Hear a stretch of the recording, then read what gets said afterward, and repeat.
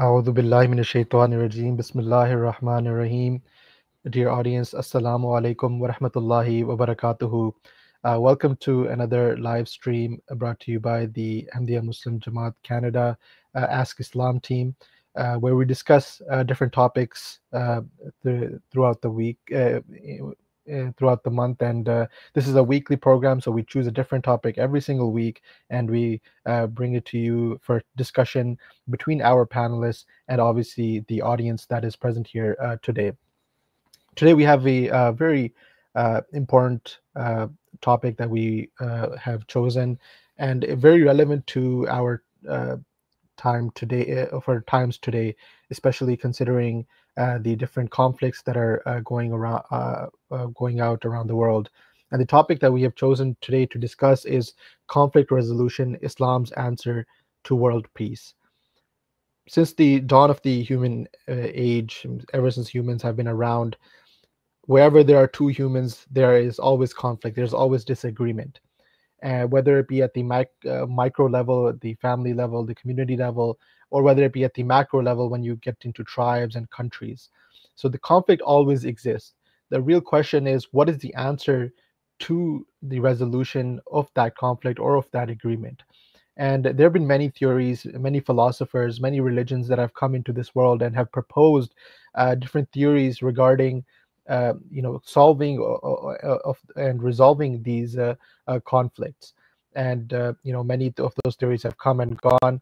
And one of those theories that we want to discuss with you today, and one of those solutions that is proposed that we want to discuss, is that of the of Islam. So what does Islam propose, and how does it help us to resolve the conflict resolution? And today, I mean, we can this is a very vast topic, and like I mentioned, that conflict exists in a micro level as well, but at a macro level as well. But we want to discuss here today is conflict between nations, wars that are going on. For example, we have, right now, the Middle East is currently in great turmoil. A lot of wars are raging, and it's in great upheaval. Recently, the Syrian revolution the Syrian revolution, as they call it, it took place, and the brutal Assad regime was overthrown.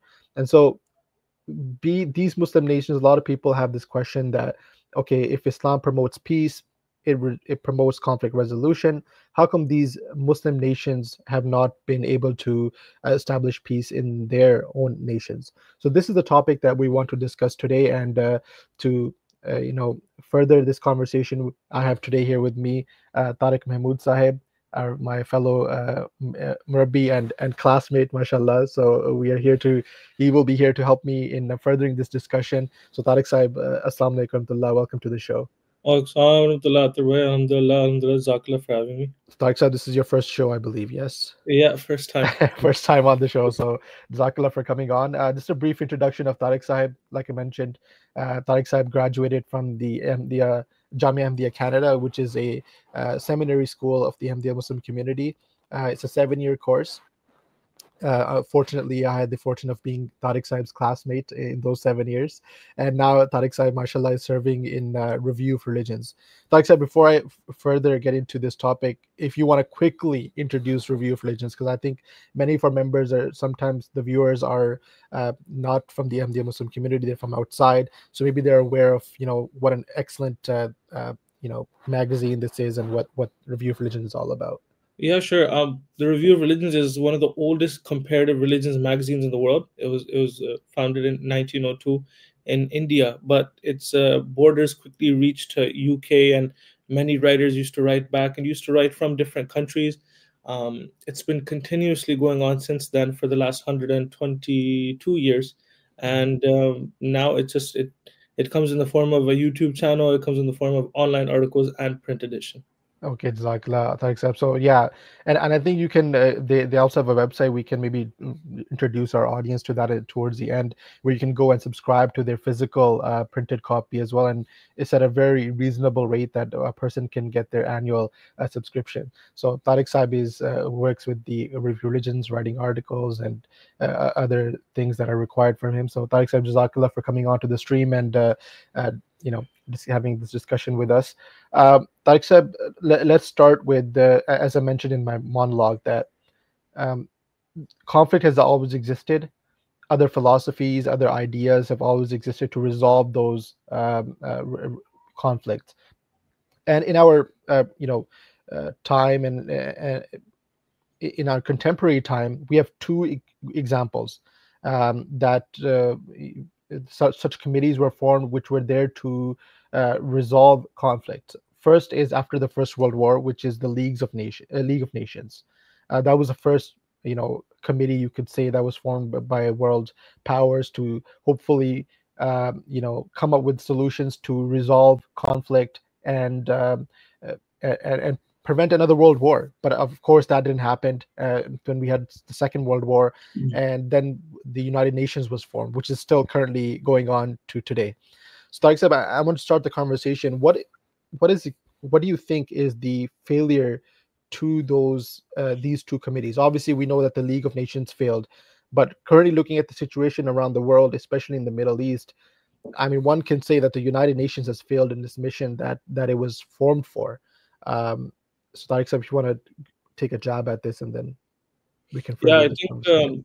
historically, no committee or treaty has ever stood the test of time in an efficient manner. Like even if you look at even in ancient history, the most peaceful people like Marcus Aurelius, right after he passed away, he you had generals, commanders who incited war. Right, But if you look as recently as World War One, right, the League of Nations was established. At the time, it wasn't called World War One; it was called the Great War. It was thought to be the war to end all wars. And it right, was also thought that this war would be enough of a deterrent to deter all nations from fighting again. But the issue is that man never learns unless he is, pushed to learn. right, So League of Nations, like true failure in that regard, was that it thought that history was enough for people to learn from their mistakes. right, But the policies that they established weren't good. For right, example, the policy of seeking revenge and asking for a lot after a nation has been defeated. right, The worldwide head of the Ahmadi Muslim community, Hazrat Mirza Masroor Ahmad, he once spoke about this, about revenge. And, he said that if you keep telling a nation that after they will be defeated, there will be sanctions put on them, they have to pay X amount of tax, and they will have to do this, they'll never surrender. And that war mhm, will never end. So rather than showing a lot of frustration at the end of war, right, it's more efficient to show mercy, but the League of Nations wasn't able to do that. It imposed harsh sanctions on Germany, which caused it to go into hyperinflation and their version of the depression, which right, caused them to have widespread frustration, which led to the Second World War. So right. most of these failings are in regards to policies that are thought to be very ethical, but are in reality not conducive to like any peace in the world, and And history proves that. yeah, and you fairly mentioned, I mean, at that time, a League of Nations, the United States at that time did not sign up for this the League of Nations, and they were out of that. And I read some articles, and some commentators have said that the one of the failures for the failure of the League of Nations was because the United States was also not part of it, because um, it was a superpower at that time as well, and it was up and coming superpower at that time. So maybe that was a part of it as well, that they didn't really care about any of the policies that the League of Nations proposed, or any other country that was not part of it. They didn't care about what the League of Nations was about. So I mean, yes, you fairly mentioned that their policies, their sanctions, that led to World War II. Then we had World War II, what we were trying to avoid before it happened, and then came the idea of the United Nations. Now, in the United Nations, there are I mean, for those of our viewers, there are certain seats, the members of the United Nations, but then there are five permanent members of the United Nations Security Council, and that's where we have the current problem with the United Nations is the veto power.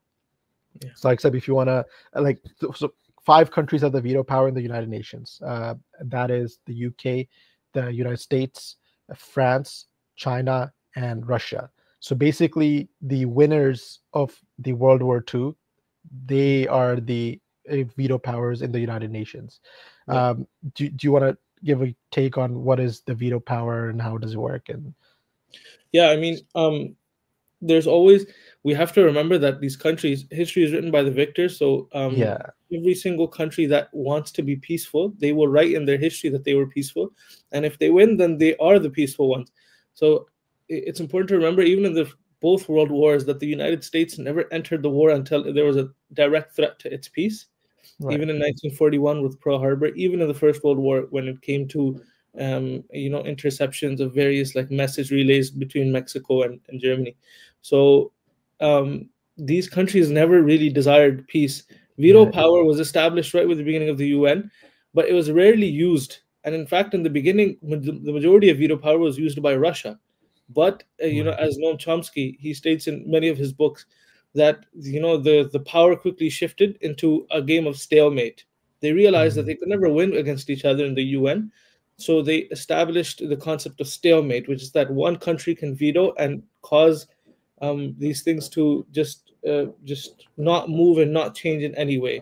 yeah. So So those that's policies dissolved as soon as one country, one of those five permanent members, vetoed the bill or whatever was exactly, presented in front of the House. exactly.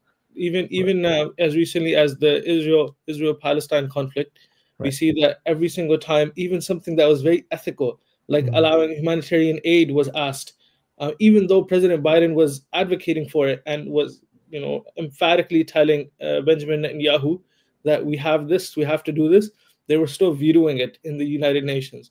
right. So they effectively use it just as a stalemate to cause to render the United Nations useless Yeah, in matters of global conflicts. right, and the veto power is basically for what the the five permanent members to basically just to promote their internal their foreign policy basically. If it doesn't, whatever the bill being passed or is asked by the House, if that is not according to their foreign policies, they clearly decline and they do not they say that okay, this is against our interests, so we're going to veto it and that bill or whatever that drops. Yeah, Like you mentioned that the current Palestinian conflict that is going on, many bills were passed, many bills were presented in front of the House, many resolutions were presented, I should say, and they were shot down because of the one veto power, either by the US or by Russia. I think one of them was shot down by Russia as well. mm, So yeah, so this is the trouble that we had. As a Khalifa Masih Khamis, the fifth, the worldwide head of the Ahmadiyya Muslim community, he's continuously talked about this veto power as well in his addresses to politicians, to our other guests that would come to our programs. That if this veto power remains, there's no point for the United Nations or Security Council. They can never achieve anything or achieve world peace as it was meant to be. mm, Um, so Jazakallah except for that. Except, I mean, we have the problem. Now we want to get to the solution. mm, So in Islam, what I want to start off with a verse I want to show. Let me just share my screen. There we go. Okay. So, in the Holy Quran, we have, I, I mean, Islam is based on the teachings of the Holy Quran, um, the teachings of the promised Messiah, the teachings of the Holy Prophet Sallallahu Alaihi Wasallam is a hadith. Then you have the promised Messiah Alayhi Salatu Wasalam. As the Ahmadiyya Muslim community, we believe in that. The basic tenet of and presented by our Khulafa and Hazrat Khalifa Masih Khamis Sayyidullah Talab Nasir Aziz in obtaining world peace is this one verse in the Holy Quran, verse number 10 of the chapter 49, verse number 10. And the translation of the verse is as follows: that, and if two parties of believers fight against each other, make peace between them. Then, if after that one of them transgresses against the other, fight the party that transgresses until it returns to the command of Allah. Then, if it returns, make peace between them with equity and act justly. Verily, Allah loves the just. So, except this is the foundation or the bedrock of the Islamic concept of world peace.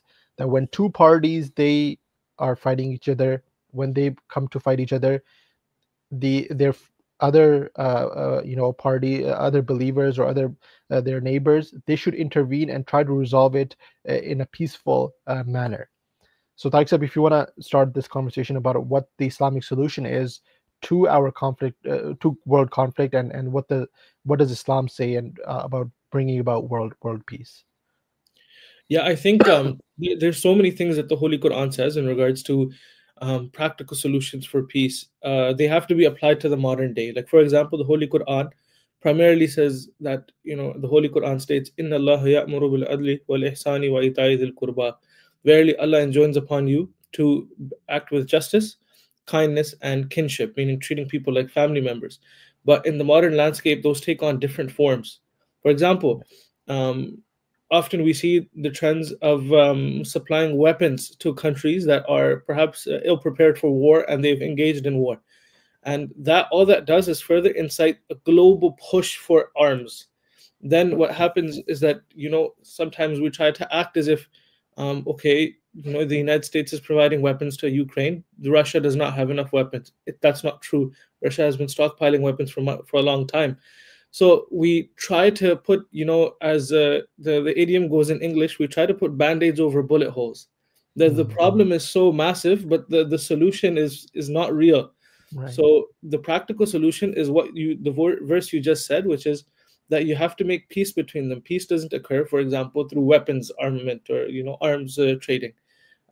Practical peace occurs through um, going and sincerely counseling one nation and pushing for peace treaties. So the the idea of a peace treaty, in my opinion, in like the global conflict, global scale, is very underrated. People think that, oh, we're going to only form a treaty when one nation has completely defeated another nation, Right. or when both those nations are completely exhausted. They've killed enough people. Now it's time to have a treaty. But Islam, that is not how it moves forward. And the best example is the Holy Prophet, peace be upon him. When the Holy Prophet, peace be upon him, signed the Treaty of Hudaybiyah, which was signed after the biggest war that the Muslims fought against the disbelievers, the people who came to kill them, right? And it was, Another 3,000 tree. versus 25,000. Right. The Holy Prophet, peace be upon him, signed a So, treaty that was, even in the opinion of his own companions, not beneficial for the Muslims.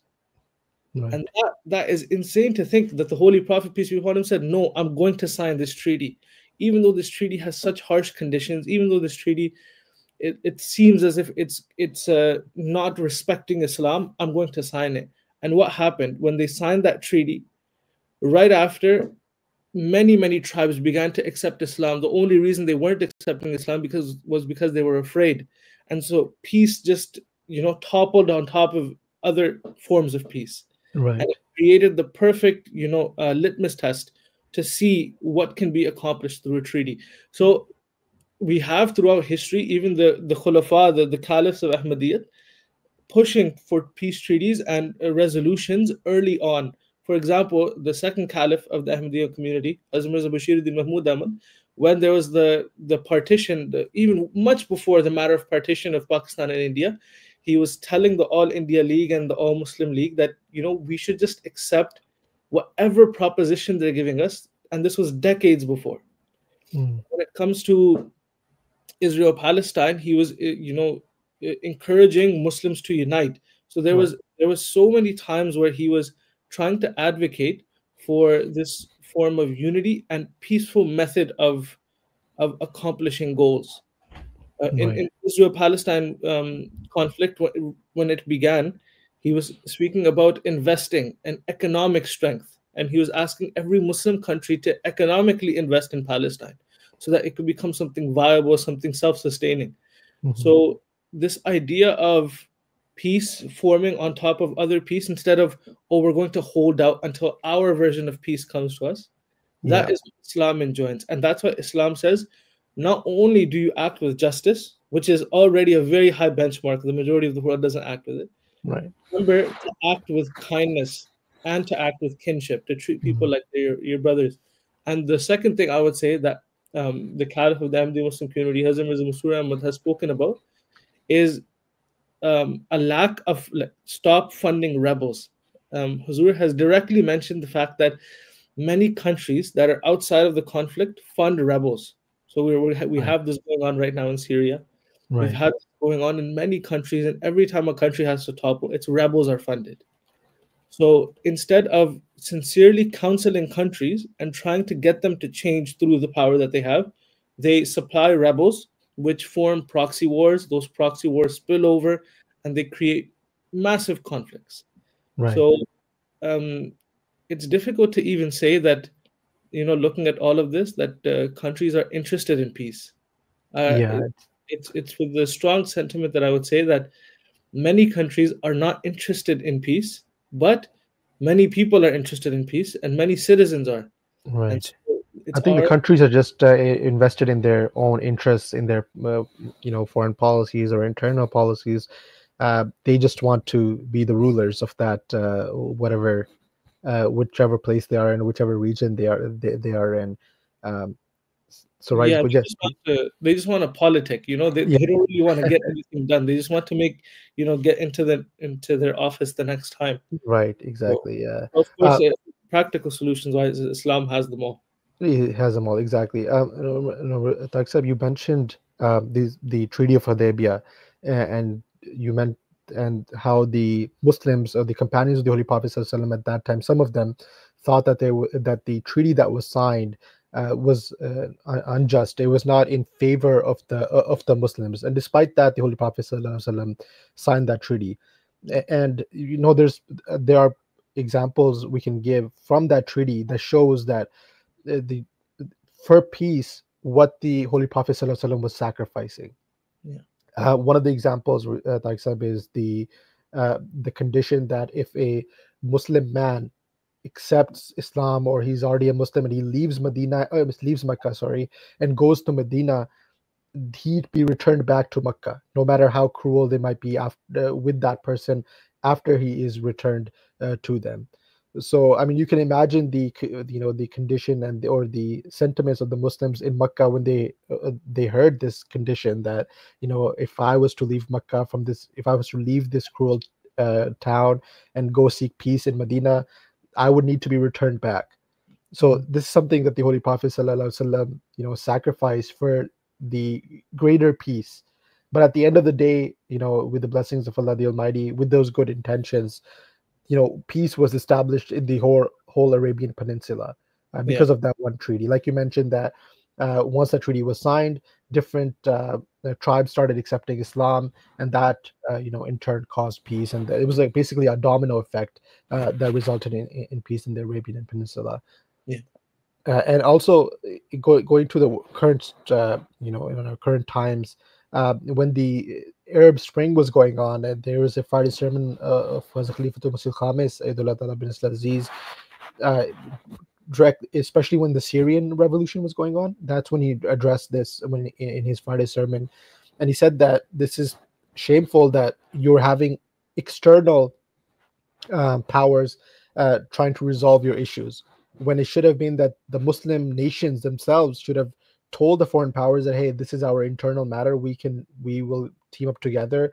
And in the light of the verse that was presented in the that I had shown on the screen, we will solve this problem that is happening when it was the Arab Spring or in yeah, Syria or Egypt and things like that. mhm, So like like it's mentioned that everybody's interested in their own personal interests, in their own personal gains, and nobody's really thinking about the regular person in that nation. I mean, yes, you have the Syrian revolution, as everybody's calling it right now. You threw over one regime, one cruel regime. Now the question is, what is going to come after that, right? Being a Muslim nation. Tariq, so if you want to give a quick take on I know it's a deep subject, the Syrian revolution that's going on right now, but if you yes. want to have a quick take on and the Islamic preview on this as well.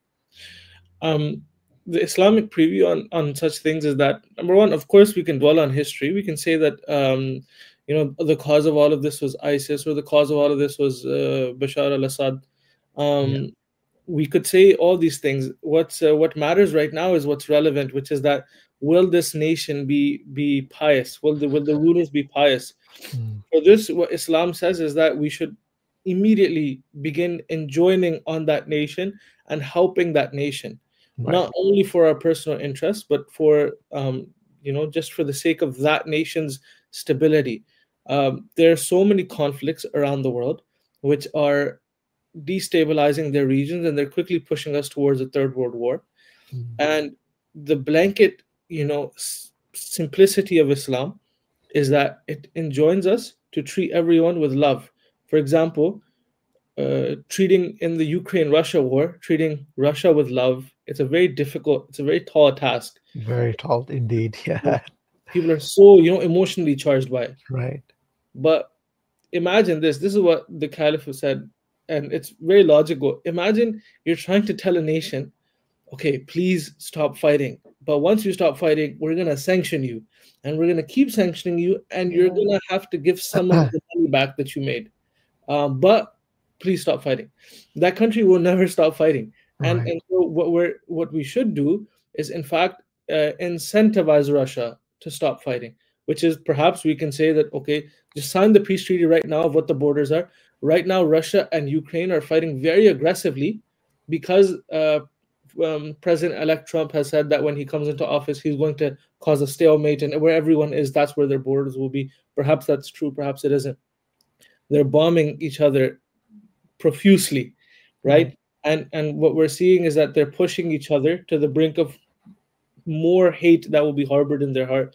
So what does Islam say? It's very simple. Islam says that don't punish the transgressors. Like, even if you look at the verse that you stated, it Right. doesn't talk anywhere about punishing the transgressors. It says then act with equity and then act justly. So what Right. it means is that enjoin them, they did something very wrong, enjoin them to be better, and then Mm, move on from that. And that is how you would sincerely counsel a nation. With Syria, it's the same thing.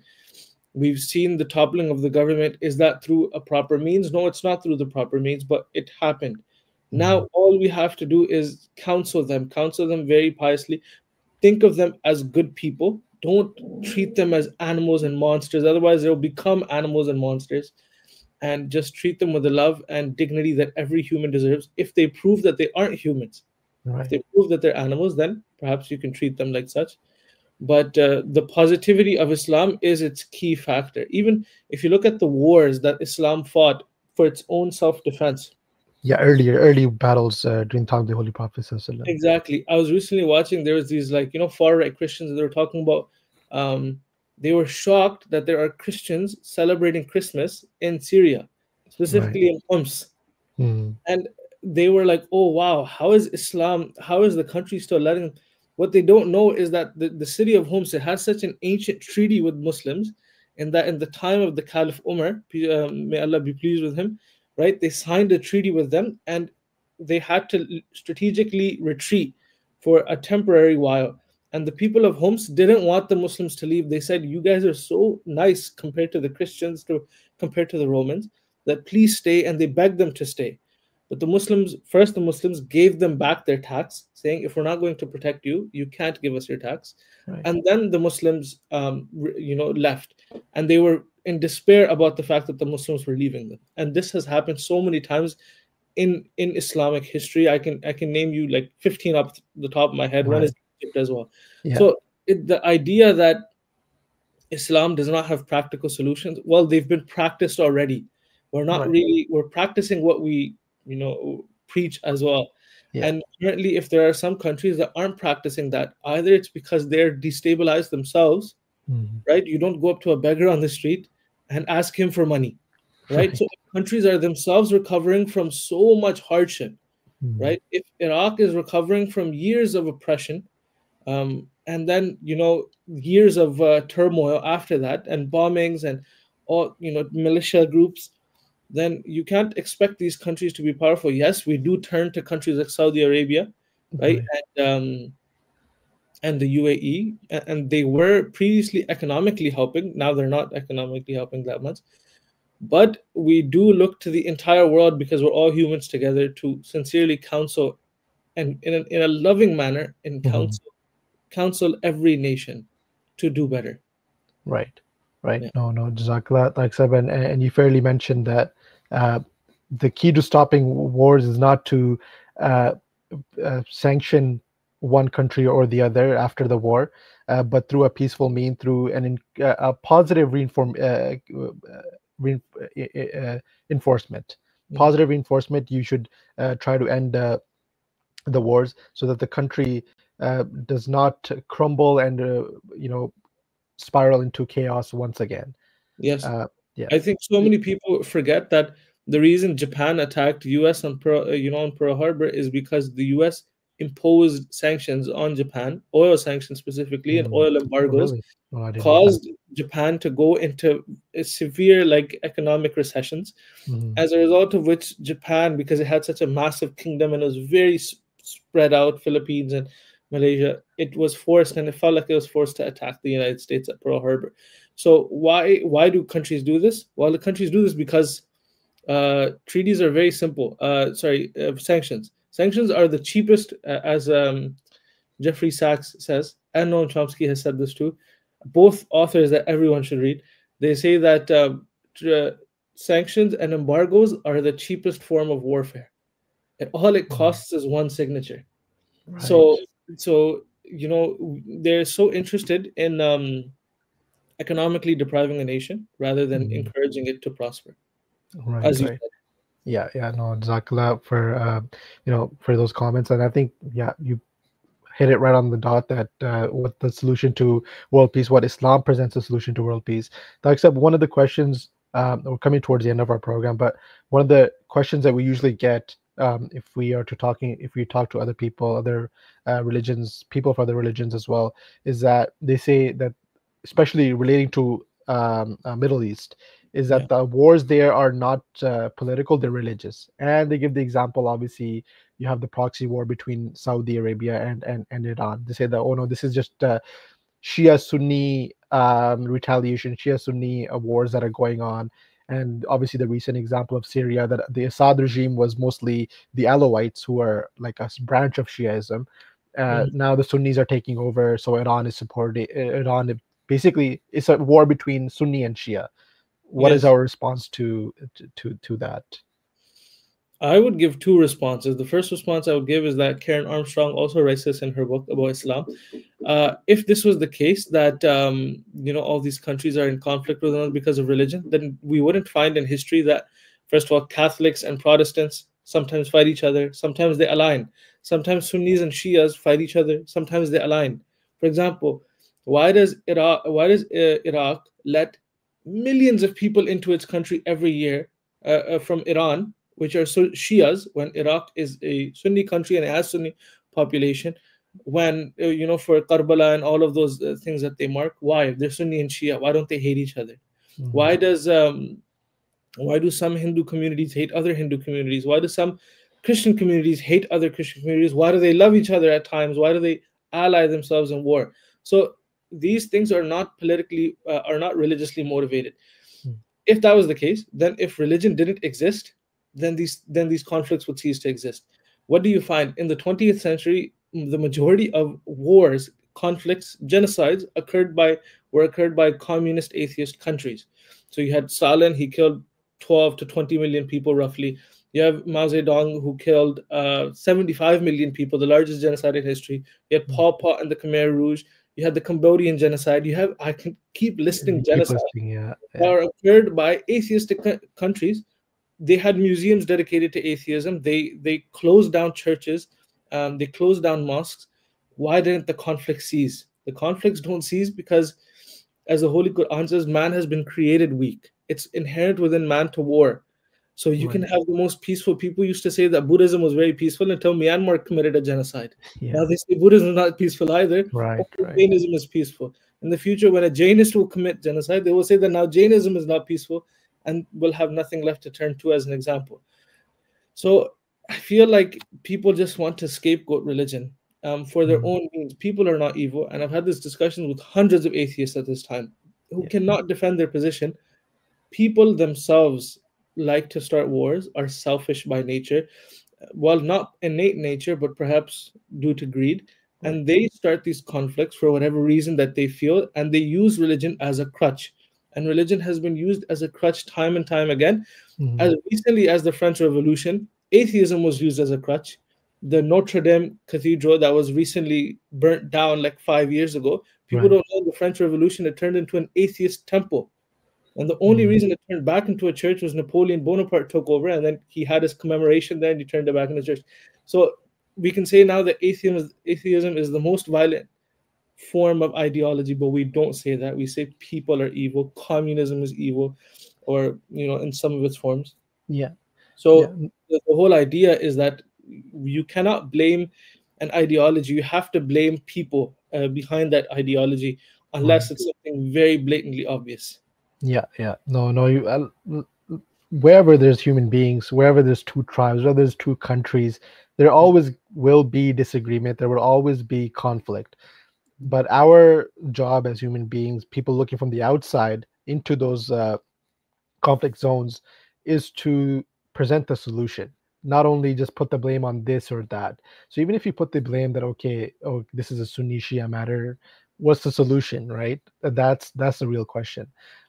So you rightly mentioned that mostly all of the time it's just human beings warring against other human beings because of their vested interests, and Yes, it's nothing. And religion is used as a crutch to basically promote or to justify those wars to the people. And I think a lot of the blame lies on the leaders of those countries, the yes, leaders of those people, because obviously the ordinary person is influenced by emotion, uh, but it's the job of the leaders to control those emotions and make the right, justful, and rational decision to bring peace in the country, or between other nations as well.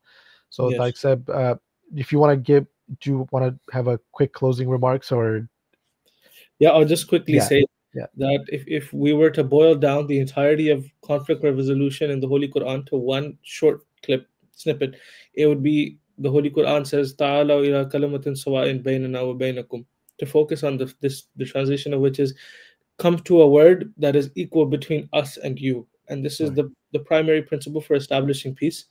Rather than dwelling on differences, we have to kind of push various countries to dwell on their commonalities. If Russia right, and Ukraine are fighting, we ask them to dwell on their similarities in language and culture. If we're asking Israel and Palestine to be peaceful, we have to push them to realize their commonalities. I disagree with appropriating shawarma. Israel did not start shawarma. Other than that, I'm fine with peace. Um, right, right, Everyone in the world is time for peace, but yeah, pushing different countries to look at their commonalities is right. the solution now. Yeah, no, Jazakallah Tariq Saib for being here and discussing this with us. And you rightly put it, this the Holy Quran, some summary of the world peace is that one verse of the Holy Quran which says to come towards a thing which is common between us. And I think if people and if world leaders they realize this, especially those who are sitting in the United Nations, who are there to, at least their goal is to establish world peace. They realize this as well, that humanity, if they come to one agreement, or if they come to or discuss things which are similar and familiar between each other, that will result in a world peace. And we pray that Allah Ta'ala, Allah the Almighty, enable these world leaders to come to that conclusion, come to the solution for world peace, and that we may be saved from another world war, which obviously, compared to the past two world wars, will be of immense destruction. So, Jazakallah Tariq Saib once again for joining me on this program. For our audience, thank you for tuning in as well. Just to give a quick reminder, we have the Ask Islam team presents 3 shows in a week. For our audiences. The first one is in a similar kind of show, live stream. First one we have on Wednesdays at 2:30 p.m. Eastern Standard Times. That is for our Urdu viewing, Urdu speaking viewers. They can tune in on 2:30 p.m. Eastern Standard Time every single Wednesday for that live stream. Then we have our English live stream every single Thursday at 12 p.m. Eastern Standard Time, and you can tune in for that. And if you speak Arabic and you understand Arabic, we also have an Arabic live stream that comes on at every single Friday at 11:30 a.m. Eastern Standard Time. So these are the 3 shows presented by our team in different languages to facilitate our members and external anybody who is trying to learn about Islam.